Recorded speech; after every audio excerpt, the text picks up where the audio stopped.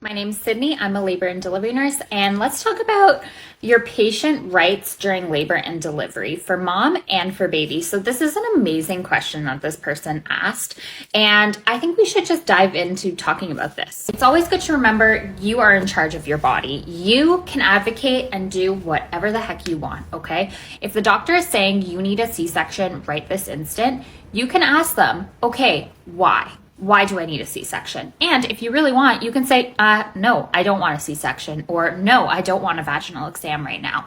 You are in charge of your body. We, as your healthcare providers, cannot force you to do anything. Okay, we are here to guide you in the right direction, or at least tell you your risks and the benefits of certain situations, but we are not you and we are not your body. You can do anything you want. It is not our job to do these things without consent. That is why we always ask for consent before we do anything. I have been in some situations where doctors haven't asked for consent, and I would like you to make sure you are super aware of this before you go into the hospital. Make sure that they are getting consent before they do anything, and this includes a vaginal exam or even just touching your stomach.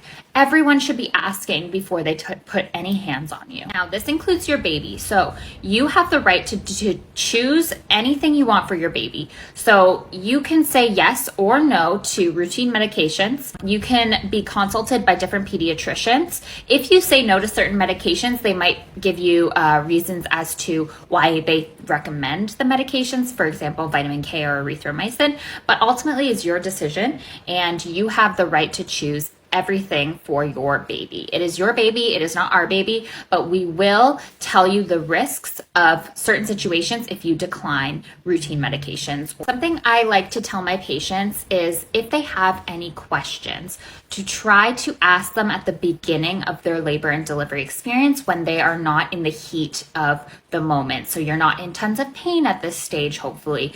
You're feeling more calm, and you're just trying to get an idea of what the whole process is going to be like. And that's a good time to talk about your preferences.